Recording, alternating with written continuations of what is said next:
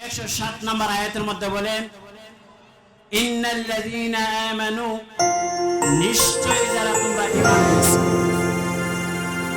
নিশ্চয়ই যারা তোমরা আমি রাসূলের প্রতি ঈমান এনেছো, আখিরাতের প্রতি ঈমান এনেছো, জান্নাতের প্রতি ঈমান এনেছো, জাহান্নামের উপর ঈমান এনেছো, তকদিরে ভালো মন্দের উপর ঈমান এনেছো, তোমরা যারা ঈমান এনেছো, ঈমান আনার পর যারা ওয়া আমিলুস সালিহাত, তোমরা যারা নেক কাজ করো, নেক কাজ বলতে সিয়াম পালন করা, যাকাত আদায় করা, সালাত আদায় করা, মা বাবা বেঁচে থাকলে মা বাবার সেবা করা, মাদ্রাসা থাকলে মাদ্রাসায় ছেলে সন্তান পড়ানো, যখন অন্যায় কাজ দেখবে অন্যায় কাজের বাধা দেওয়া। আল্লাহ রাসূল মুসলিম শরীফের মধ্যে বলেন, মান রাআ মিনকুম মুনকারান ফালিয়ুগাইয়িরহু বিয়াদিহি ফাইন লাম ইসতাতি' ফাবিলিসানিহি ফাইন লাম ইসতাতি' ফাবিকলবিহি ওয়া যালিকা আদওয়াফুল ঈমান।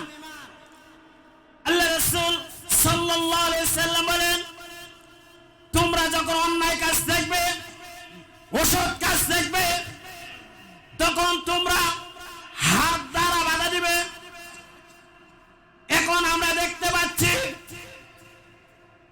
কিছু কিছু ভাইয়েরা শাহজালাল রহমাতুল্লাহ আলাইহির কাছে মাজারের কাছে গেছে মাজার ভেঙে দিতে, শাহজালাল গেছে মাজার ভেঙে দিতে, গোলাপ শাহ রহমাতুল্লাহ আলাইহির কাছে গেছে মাজার ভেঙে দিতে। যারা ওলিদের মাজারকে ভেঙে দিতে চায় তাদেরকে তোমরা হাত দ্বারা বাধা দিবে। কিসের দ্বারা বাধা দিবে? জবান দিয়ে বলে কি দ্বারা বাধা দিবে? হাত দ্বারা তাদেরকে বাধা দিতে হবে। আমরা হাদিস দ্বারা তাদেরকে বলতে চাই, এটা শাহজালালের দেশ, এটা শাহপরানের দেশ, এটা নাসির শিবাচালার দেশ, এটা গোলাপ শাহ বাবার দেশ। ঠিক কিনা বলেন?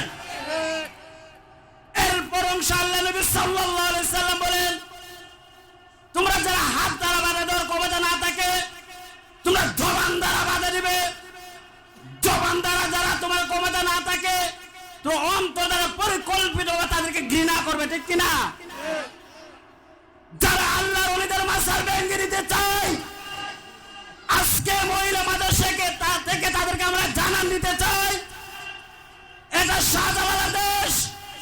যদি মাজারে গিয়ে তোমরা চোখ তুলো, তোমাদের চোখ আমরা উপরে ফেলবো। ঠিক কিনা বলেন?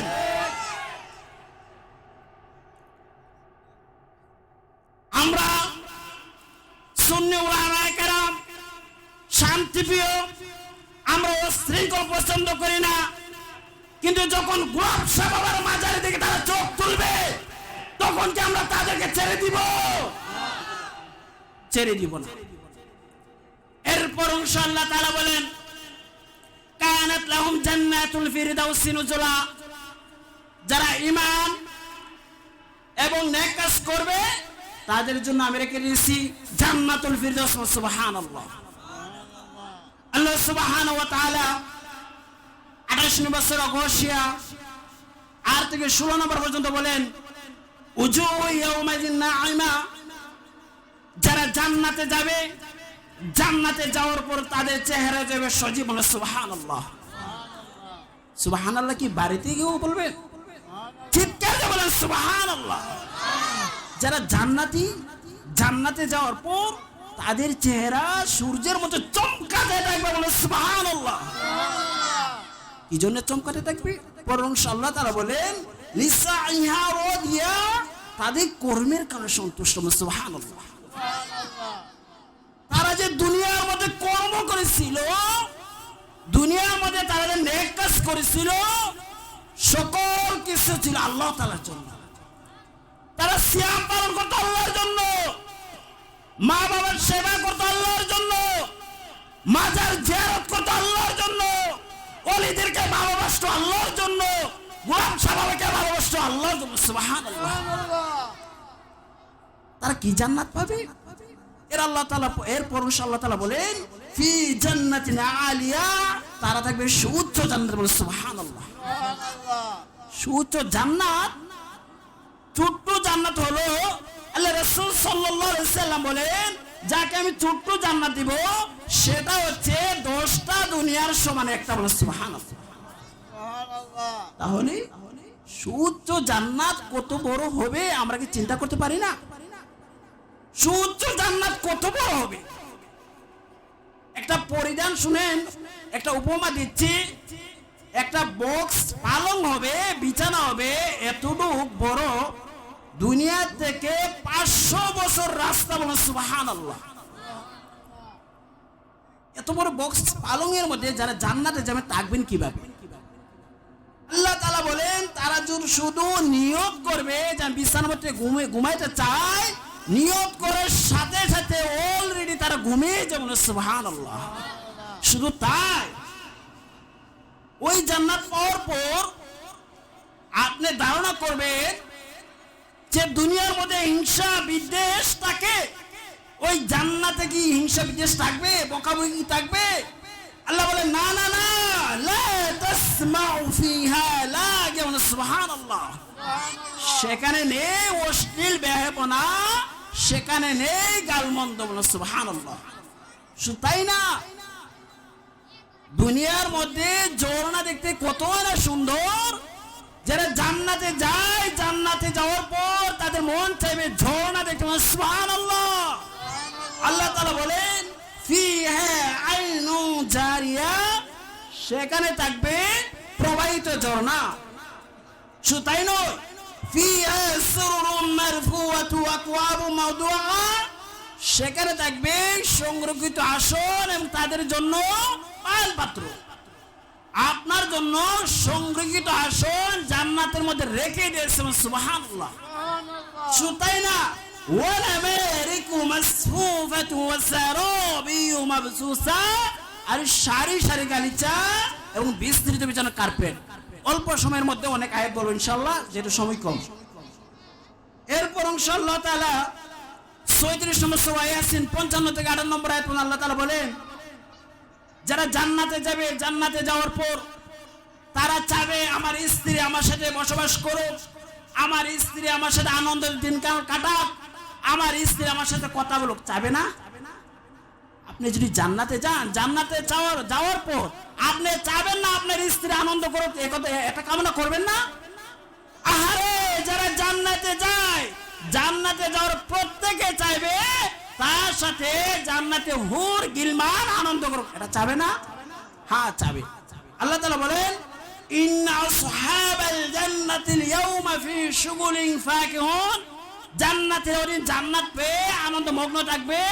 শুধু তাই নয়, হুম ওয়া আসওয়াজুহুম ফি যিলালিন আলাল আরাইকি মুত্তাকিউন। বলো সুবহানাল্লাহ।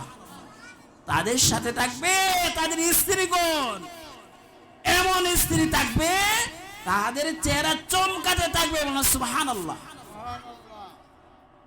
স্ত্রীকে পেয়ে এখন কি তারা কিছু খাবে না? গল্প করবে না? হ্যাঁ, স্ত্রী যখন পাবে, স্ত্রীকে পেয়ে তারা খেতে চাইবে ফলমূল। আল্লাহ তাআলা বলেন সেখানে আমি তাদের জন্য ফলমূল রেখে দিয়েছি। জান্নাতে এক একটা ফল 70 রকমের স্বাদ আল্লাহ তাআলা রেখে দিয়েছেন। সুবহানাল্লাহ। দুনিয়ার আনার এক রকম স্বাদ, জান্নাতের এক একটা আনার, এক একটা আঙ্গুর, এক একটা আনারস 70 রকমের স্বাদ দিয়ে আল্লাহ তাআলা রেখে দিয়েছেন। সুবহানাল্লাহ। আল্লাহ তাআলা বলেন লাহুম ফিহা ফাকিয়াতু ওয়া লাহুম মা ইয়াদউন, সেখানে থাকবে তাদের জন্য ফলমূল এবং তাদের জন্য চাহিদা অনুযায়ী সব কিছু। সুবহানাল্লাহ। অর্থাৎ জান্নাতীরা যখন জান্নাতে যাবে তারা যা চাইবে তাই আল্লাহ তাআলা দিয়ে দেবেন। সুবহানাল্লাহ। শুধু তাই নয়, যখন জান্নাতীরা জান্নাতে যাবে আল্লাহ তাআলার পক্ষ থেকে তাদেরকে সালাম দেওয়া হবে, সালামু কওলাম মির রাব্বির রহিম। তখন আল্লাহ তাআলা বলবেন হে জান্নাতীরা তোমরা আমার সালাম গ্রহণ করো। সুবহানাল্লাহ। শুধু তাই 29 নম্বর সূরা জুমার 73 এবং 74 নম্বর আয়াতে আল্লাহ তাআলা বলেন ওয়াসিকাল্লাযীনা তাকাউ রাব্বাহুম ইলাল জান্নাতি যুমারা, যখন জান্নাতীরা জান্নাতে দলে দলে প্রবেশ করবে, হাত্তা ইযা জাউ ওয়া ফুতিহাত আবওয়াবুহা, যখন জান্নাতীরা যাবে তাদের জন্য জান্নাতের দরজা উন্মুক্ত করে দেওয়া হবে। হাত্তা ইযা জাউ ওয়া ফুতিহাত আবওয়াবুহা ওয়া ক্বালা লাহুম খাযানাতু আসসালামু আলাইকুম তিবতুম, তাদেরকে সালাম দেওয়া হবে ফেরেশতাদের পক্ষ থেকে, তিবতুম তারা সুখে থাকবে। কতদিন তারা সুখে থাকবে? এরপর ইনশাআল্লাহ তাআলা বলেন ফাদখুলুহা খালিদিন, তারা সদা সর্বদা জান্নাতে বসবাস করবে। সুবহানাল্লাহ। জান্নাতীরা জান্নাত পেয়ে তারা বলবে ওয়াকুলু আলহামদুলিল্লাহিল্লাযী সাদাকানা ওয়া'দানা ওয়া আওরাসানা আরদানা তানাব্বু জান্নাতুন মিন হাইসু নাশাউ ফানি'মা আজরুল আমিলিন। সুবহানাল্লাহ। জান্নাতীরা জান্নাত পেয়ে তারা হাসতে থাকবে আর বলবে ওয়াকুলু আলহামদুলিল্লাহ। সময় কম, না আলহামদুলিল্লাহ আমি কোন টাকা আলোচনা করলে আমি একজন ক্ষুদ্রতম ছাত্র, এরপরে শুধু কোরআন আর আয়াত আর হাদিসই বললাম, কিন্তু সময় কম, তার কারণে আমি আপনাদের তৃপ্তি দিতে পারতেছি না। সেই জন্য আমার জন্য দোয়া করবেন। আমি ছোট্ট মানুষ, আমাদের এলাকার মধ্যে আমি 2টা প্রতিষ্ঠান করেছি, একটা হচ্ছে মহিলা মাদ্রাসা, একটা হচ্ছে হেফস মাদ্রাসা। মহিলা মাদ্রাসার মধ্যে 4 জন 5 জন শিক্ষিকা দ্বারা পরিচালিত, হেফস মাদ্রাসা 2 জন শিক্ষক রাখছি, এবং আমি আলহামদুলিল্লাহ এই ঢাকা ইফতা করতেছি, পাশাপাশি ইউনিভার্সিটির মধ্যে অনার্সও করতেছি। আমার জন্য দোয়া করবেন, আল্লাহ তাআলা যেন আমাকে দায়ী হিসেবে সকল বলে আমিন। আমার একজন বাইকনা সুলাইমান আসিজি, উনিও আলহামদুলিল্লাহ অনেক চমৎকার আলোচনা করে। আমার আরেকজন বাইকনা শায়ের আরিফুল ইসলাম আশিকি, তাও চমৎকার আলোচনা করে। দোয়া করবেন আল্লাহ তাআলা যেন আমাদেরকে দ্বীনের জন্য সুন্নিয়তের জন্য কবুল করে সকল আমিন। তে আলোচনা গোছাইতে পারছি না, সেই জন্য আমার প্রতি আপনার কষ্ট পাবেন না, আমার জন্য কাজ করে দোয়া করুন। আসসালামু আলাইকুম ওয়া রাহমাতুল্লাহি ওয়া বারাকাতুহু।